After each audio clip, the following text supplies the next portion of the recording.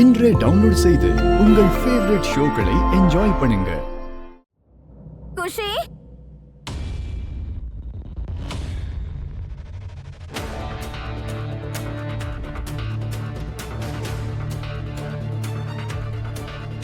குஷி குஷி குஷி குஷி குஷி குஷி என்னாச்சு? குஷி குஷி கண்ணு தர ப்ளீஸ். குஷி குஷி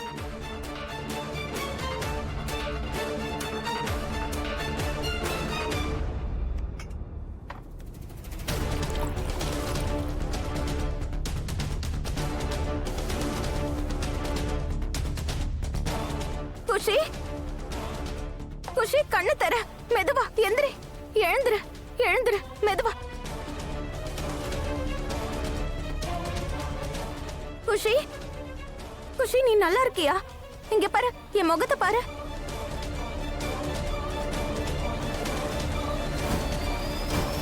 நீ நல்லா இருக்கல? மோகனையா அச்சத்தண்ணா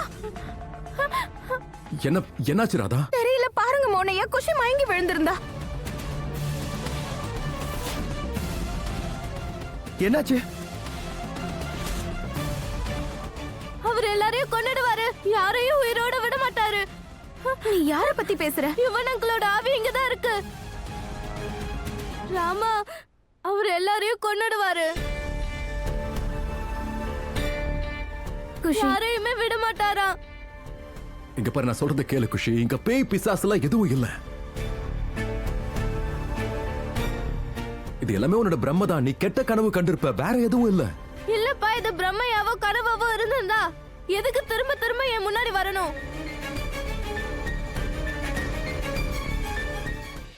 எனக்கு என்னமோ குஷி சொல்றது சாதாரணமா எடுத்துக்க கூடாதுன்னு தோணுது மோகன். ஒருவேளை இவ சொல்றது உண்மையா இருக்கலாம். பேயை பார்த்து பயந்தும் இருக்கலாம்.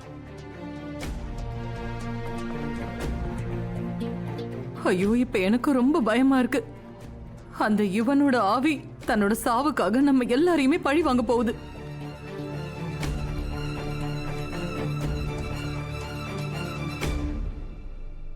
அந்த யுவனோட ஆவி இந்த வீட்ல தான் இருக்கு. நீங்க கொஞ்சம் வளர்றதை நிறுத்துறீங்களா ப்ளீஸ்?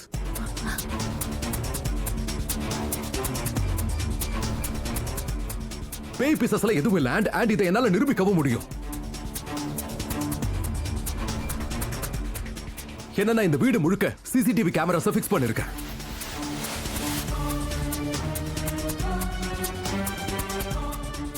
அப்ப ஏதாவது நடந்தா அது கேமரால ரெக்கார்ட் ஆயிருக்கும்ல.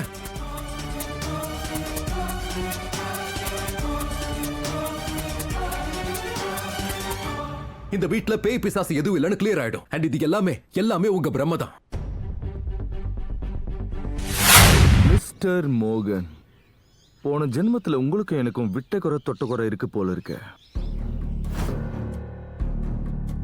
மோகன் அண்ணா, ப்ளீஸ் நீங்க புரிஞ்சுக்க முயற்சி பண்ணுங்க. இப்படி எல்லாம் பண்ணாதீங்க ப்ளீஸ். மோகனையா ப்ளீஸ். அண்ணா, எங்களை பத்தி கொஞ்சம் யோசிங்கண்ணா ப்ளீஸ். மோகன் அண்ணா, இப்ப நான் உங்களை தான் பார்க்க வர, ஆனா நீங்களே ஃபோன் பண்றீங்க. அப்பா வேண்டாப்பா ப்ளீஸ். நீங்க எல்லாமே என்னால இருக்க முடியாதுப்பா. இப்படி பண்ணாதீங்கப்பா ப்ளீஸ்.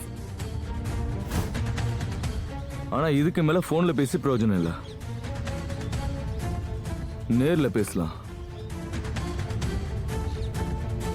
அதுவும் ப்ரூஃபோட. மோனையா ப்ளீஸ் ப்ளீஸ். நீங்க எதுவும் பண்ண கூடாது மோனையா. ப்ளீஸ் அப்படி பண்ணாதீங்கப்பா ப்ளீஸ்.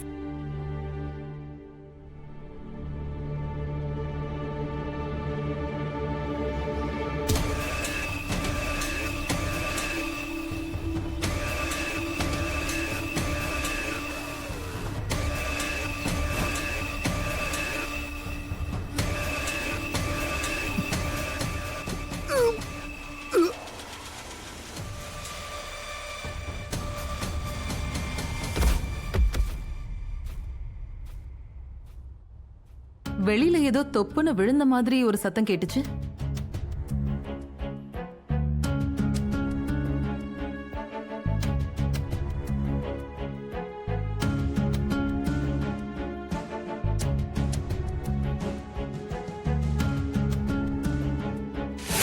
போடுறது யாரு? நான். இவனை இங்க கூட்டு வந்தது யாரு? நான். என்னோட பிளான். அதனால தான் நீங்க என்கிட்ட வந்தீங்க. சோ நான் செஞ்சேன். சோ எனக்கு ஒரு டெட் பாடி வேணும். அது பார்க்க என்ன மாதிரியே இருக்கணும். சத, எலும்பு, முடி, கண்ணு, தாடை, நகம், வெயிட் எல்லாம். நீங்க என்ன சார் பேசிட்டு இருக்கீங்க? உங்கள மாதிரி டெட் பாடியா? உங்கள மாதிரி ஸ்கின்னா?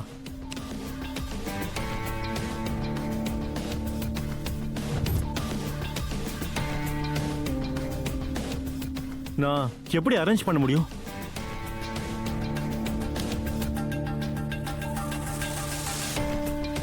நீங்க பாருங்க, இவ்வளவு கம்மி டைம்ல பாசிபிளே இல்ல. முதல்ல அதை புரிஞ்சுக்கோங்க.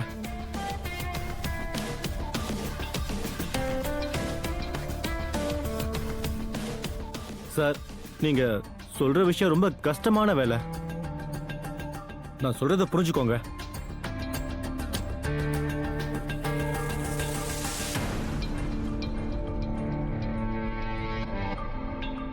Don't worry.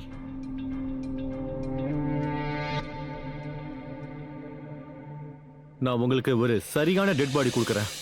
அதுக்கு ஃபாரன்சிக் டெஸ்ட் பண்ற வரைக்கும் அந்த டெட் பாடி உங்களோடது இல்லைன்னு யாராலையும் சொல்லவே முடியாது. ஆனா ஒரு பிரச்சனை இருக்கு. முகத்தை ஒண்ணுமே பண்ண முடியாது. அதுக்கு என்ன பண்ணுவீங்க? அதை பத்தி நீ ஏன் டென்ஷன் ஆகுற? டெட் பாடி அரேஞ்ச் பண்றதுக்கு மத்த எல்லா வேலையும் நானே பாத்துக்கிறேன். Okay. I like intelligent doctors. வேலை முடிஞ்சிடும். இல்லைன்னா உன் கதை முடிஞ்சிடும். இந்த பிளானை மொத்தமா முடிக்கிறதுக்குள்ள என் மூளையெல்லாம் குழம்பி போச்சு. யாருக்காக இதெல்லாம் பண்ற? ஒரே ஒரு பொண்ணை கல்யாணம் பண்ணிக்கிறதுக்கு.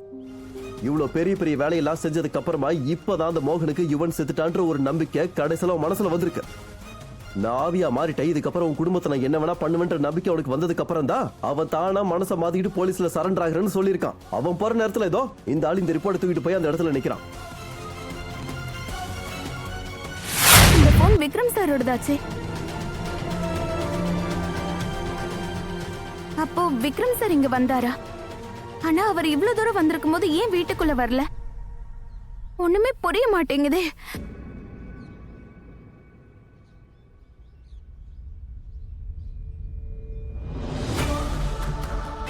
ரத்தம்? இது யாரோட ரத்தமா இருக்கும்? இது இங்க நிச்சயமா ஏதோ நடந்திருக்கு. ஒரு வேலை பண்றேன். இந்த ரத்தத்தை ஃபாலோ பண்ணி பாக்குறேன்.